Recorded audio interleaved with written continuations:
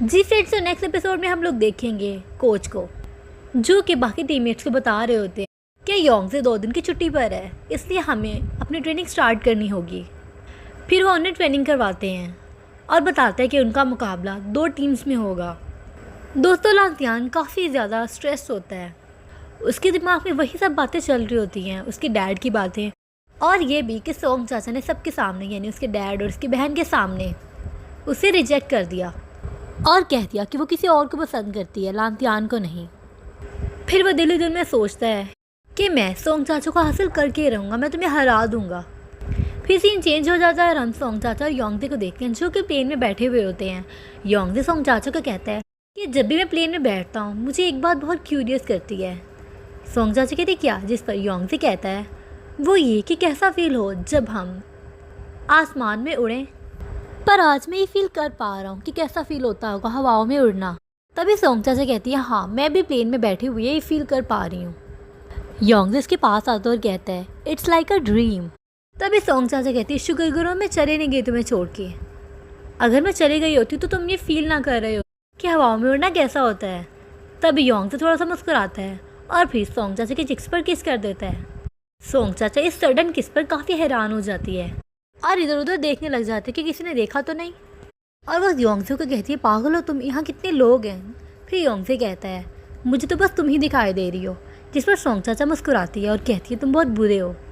फिर योंगजे सोंग चाचा को कहता है सोंग चाचा मैं तुम्हें हमेशा प्रोटेक्ट करूँगा, चाहे कुछ भी हो जाए। और ऐसा कहकर वो सोंग चाचा की लिप्स पर किस कर देता है। फिर सीन चेंज हो जाता है और हम देखते हैं लांतियान को, जो कि सर पकड़ कर बैठा हुआ होता है। जियांगशी तो देख रहा होता है और सोचता है दिल में अच्छा तो लांतियान सोंग चाचा का एक्स है, और तो और ये लोग शादी भी करने वाले थे। और वो काफ़ी ज़्यादा लांतियान के लिए बुरा भी फील कर रहा होता है कि बेचारा लांतियान। फिर वो उसके पास आता है और उसे दूध का डब्बा देते हुए कहता है तुम्हें चाहिए, जिस पर लांतियान से कहता है अपने पास ही रखो और उठकर चला जाता है। लांतियान सोचता है भलाई का तो ज़माना ही नहीं है। फिर जियांगशी और जावियान सड़क पर चल रहे होते हैं, तभी वो सामने बेंच पर बैठे लांतियान को दोबारा से देखते हैं और सोचते हैं कि इस बेचारे ने दूध क्या पीना, ये तो पानी पीने की हालात में भी नहीं है। देखो बेचारा कितना सैड लग रहा है। तभी जियांगशी कहता है मुझे कंफर्म करना होगा कि लांतियान सोंग चाचा को वापस आना चाहता है क्या अपने पास। और योंगजे ने इसको चोरी कर लिया लांतियान से। तुम बताओ जावियान तुम्हें क्या लगता है, जिसमें जावियान कहती है हाँ मुझे भी ये लगता है कि हमें कंफर्म करना चाहिए, और वैसे भी ये दोनों तो भाइयों की तरह थे। फिर जियांगशी कहता है आदमी सिर्फ और सिर्फ 2 चीज़ों पर कॉम्प्रोमाइज़ नहीं कर सकते, अगर वो चोरी हो जाए तो उनसे बर्दाश्त नहीं होता। पहली चीज़ उनका खाना और दूसरी चीज़ उनकी वुमेन। दूसरी तरफ सोंग चाचा और योंगजे बीजिंग पहुंच जाते हैं और सोंग चाचा बहुत ज़्यादा एक्साइटेड होती है। और फिर वो योंगजे को कहती है क्या हो अगर कोई यहाँ पर तुम्हें पहचान ले तो, जिस पर योंगजे कहता है नहीं मुझे नहीं लगता ऐसा कुछ होगा। फिर वो जिस कार में बैठे होते उस ड्राइवर को योंगजे कहता है क्या आप मुझे पहचान सकते हैं, जिस पर वो कहते हैं नहीं मैं आपको नहीं पहचानता। योंगजे खुश हो जाता है और सोंग चाचा को कहता है देखो इसने मुझे नहीं पहचाना। फिर योंगजे ड्राइवर को कहता है ये मेरी गर्लफ्रेंड है, जिस पर वो कहता है हाँ बहुत अच्छी है। सोंग चाचा उसे बहुत रोकती है, मगर फिर भी विंडो से बाहर चिल्ला चिल्ला कर कह रहा होता है कि सोंग चाचा मेरी गर्लफ्रेंड है दोस्तों। और फिर वो चाचा की तरफ मुँह करके कहता है अब मैं सांस ले पा रहा हूँ, और दोनों हंसने लग जाते हैं। दूसरी तरफ ली बाओ योंगजे की मॉम को अपने साथ हाइड्रोथेरेपी करवाने ले जाती है। दोस्तों, यहाँ ली बाओ योंगजे की मॉम को इम्प्रेस करने की अनथक कोशिशें कर रही है। फिर उसकी मॉम कहती है कि मुझे बहुत एम्बैरस फील हो रहा है, अगर योंगजे को पता लगा तो वो नाराज़ होगा। ली बाओ कहती है आप प्लीज़ ज़्यादा मत सोचें, वो नाराज़ नहीं होगा, आप बस अपनी फैमिली पर फोकस करें। उसकी मॉम कहती है पर योंगजे ऐसा नहीं सोचता, उसे पता नहीं क्या हो गया है। जिस पर ली बाओ कहती है योंगजे बस उससे थोड़ा सा ड्यूस हुआ है, लेकिन जब उसे होश आ जाएगा तो वो समझ जाएगा कि उसका कौन है अपना। फिर ली बाओ योंगजे की मॉम को कहती है जब हम मीट खा रहे हों काफ़ी दिनों से तो मुझसे उकता जाते हैं और हम वेजिटेबल्स की तरफ जाते हैं, मगर फिर भी हम वापस लौटकर मीट के पास ही आते हैं क्योंकि हम इसके बगैर नहीं रह सकते। उसी तरह मैं मीट हूँ और सोंग चाचा वेजिटेबल। योंगजे मुझसे उकताकर वेजिटेबल्स के पास गया है और आप देखिएगा वो जल्द ही वापस मेरे पास यानी मीट के पास आएगा। उसकी मॉम यानी योंगजे की मॉम चुप करके बातें सुन ही रही होती है। फिर उसकी मॉम कहती है मैं तो बस ये चाहती हूँ कि वो वापस आ जाए। फिर ली बाओ कहती है मैं इसे कॉल करती हूँ, वो देखना मेरी कॉल ज़रूर उठा लेगा। उसके मॉम कहती है मैं तुम लोगों की रिलेशनशिप को एडमिट कर लूँगी अगर उसने तुम्हारी कॉल उठा ली तो। लीबा फेक कॉल मिलाती है। उसने कॉल पिक भी नहीं की होती। फिर वो ऐसे फील कराती है जैसे उसने पिक कर ली और उससे बात कर रही है। उसे बड़े प्यार से बात करती है, उससे पूछती है कि तुम कैसे और कब वापस आओगे। उसकी मॉम हैरान हो जाती है और देख रही होती है कि देखो उसने उसकी कॉल तो पिक कर ली है। मगर तभी दोस्तों क्या होता है, लीबा के फ़ोन पर मैसेज आ जाता है और उसकी मॉम को पता लग जाता है कि वो एक्टिंग कर रही है। उसकी मॉम उठकर बैठ जाती है और कहती है तुम कितनी बुरी हो, तुम मुझसे झूठ बोल रही थी। और ऐसा कहकर योंगजी की मॉम वहाँ से उठकर चले जाती है गुस्से में। फिर हम दोबारा से योंगजी और सोंग चाचा को देखते हैं जो कि बेंच पर बैठे हुए होते हैं। योंगजी कहता है अगर हमारी शादी हुई तो मुझे बहुत सारे बच्चे चाहिए। सोंग चाचा कहती है कितने, जिस पर योंगजी कहता है 4, एक मेरी गर्दन पे, एक मेरे हाथों में और एक मेरी बाहों में।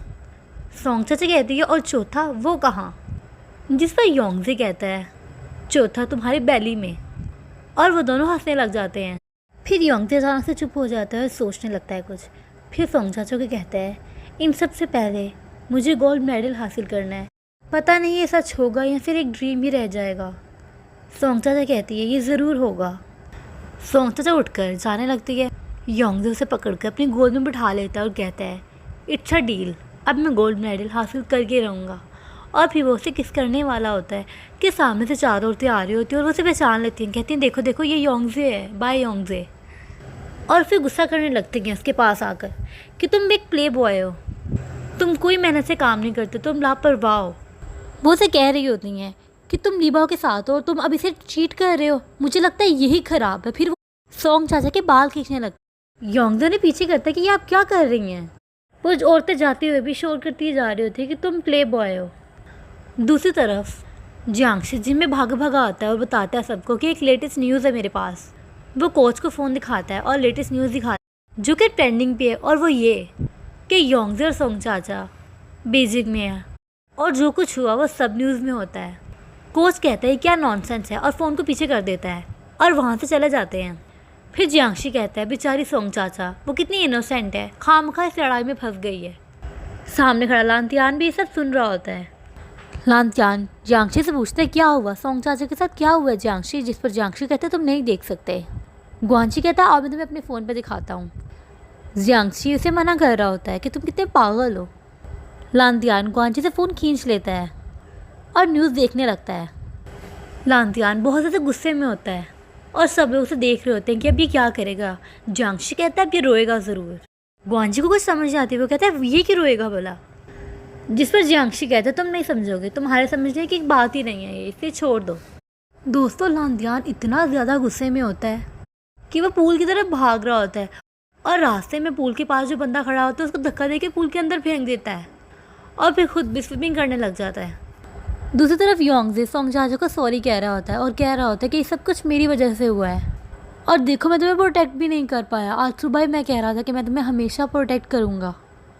फिर सोंग चाचा कहती है सब मेरी वजह से हुआ, मैंने ही तुम पर इतना प्रेशर डाला हुआ है, पर मैं बिल्कुल ठीक हूँ, मेरी फ़िक्र मत करो। और रही बात लेडीज़ के रूमर्स पे, तो मैंने इससे भी ज़्यादा बदतर चीज़ें फेस की हुई हैं। फिर योंगजी थोड़ा सा मुस्कुराता है और उसे कहता है पागल और फिर उसे हग कर लेता है। और फिर सोंग चाचा कहती है बस तुम इसी तरह मुझे गले लगाए रखो, मुझे इसके अलावा कुछ भी नहीं चाहिए, ये इनफ है। जब मैं दुखी हूँ या मैं खुश हूँ बस तुम इसी तरह मुझे गले लगाए रखना। दूसरी तरफ लाशन योंगजी के मॉम और डैड के पास खड़ी हुई होती है और कह रही होती है हमने बहुत ज़्यादा खर्च किए इन दोनों की एड्स पर, अब बताओ अब हम क्या करें इस तरह के सर्कमस्टांसेस में। योंगजी की मॉम परेशान होती है, वो कह रही होती है अब मैं क्या करूं, मैं आपको क्या बताऊं। योंगजी का डैड उठ खड़ा होता है और कहता है लाशन को तुम क्या चाहती हो अब, जिस पर लाशन कहती है आपको मुझे पेनल्टी भरनी पड़ेगी। जिस पर योंगजी की मॉम कहती है हमारे पास तो कुछ भी नहीं है अभी, हम कहाँ से आपको ट्रिपल पेनल्टी भरेंगे और ये सरासर ब्लैकमेलिंग है। लाशन कहती है ब्लैकमेलिंग कैसे, ये सब कॉन्ट्रैक्ट में लिखा हुआ था जिस पर आपने साइन किया है। लाशन उन्हें कॉन्ट्रैक्ट दिखाती है और पढ़ाती है कि देखो ये लिखा हुआ है, मैं झूठ नहीं बोल रही, आपको पेनल्टी तो भरनी ही पड़ेगी। योंगजी की मॉम कहती नहीं मैंने नहीं देखा, मैं एक बूढ़ी औरत हूँ, मुझे नहीं दिखा तो क्या। लाशन कहती है मैं मानती हूँ कि आप बूढ़ी औरत है मगर आप ऐसे नहीं कर सकती जैसे आप कर रही हैं। वो दोनों बहस करने लगती हैं। लाशन कहती है हाँ मैं मानती हूँ आप ओल्ड लेडी हैं, जिस पर वो फिर से चीखने लगती है और कहती है तुम्हें मैं बूढ़ी औरत दिख रही हूँ, मैं कहाँ से हूँ बूढ़ी। लीबा बोलती है ये बूढ़ी कहाँ है, ये तो मेरी बहन लगती हैं, बल्कि आज तो मैं इनको हाइड्रोथेरेपी के लिए भी लेकर गई थी। योंगजे के डैड बोलते हैं हाइड्रोथेरेपी, मैंने तुम्हें इतनी बार कहा है कि किसी से एहसान मत लिया करो, लेकिन तुम मेरी मानती कहाँ हो। योंगजे की मॉम भी चीखने लग जाती है और कहती है तुम मुझे क्यों डांट रहे हो, तुमने मेरे लिए किया ही क्या है। योंगजे के डैड बोलते हैं आज इस कंडीशन में हम, वो सब तुम्हारी वजह से ही है। तभी योंगजे की मॉम कहती हैं मुझे डिवोर्स चाहिए, मैं और इस तरह नहीं रह सकती। बाहर योंगजे का असिस्टेंट खड़ा सब सुन रहा होता है और फ़ौरन से योंगजे को वॉइस मैसेज कर देता है कि जल्दी से घर आओ, तुम्हारे मॉम डैड डिवोर्स ले रहे हैं और राशन मैम ट्रिपल पेनल्टी की बात कर रही हैं, हमें तुम्हारी ज़रूरत है, जल्दी से घर आओ। योंगजे का असिस्टेंट योंगजे को वॉइस मैसेजेस कर देता है। और दोस्तों यहीं पर यह एपिसोड एंड हो जाता है। नेक्स्ट आने वाले एपिसोड का इंतज़ार करिए और ये एपिसोड आप लोगों को कैसा लगा कमेंट सेक्शन में ज़रूर बताइएगा। Thank you for watching.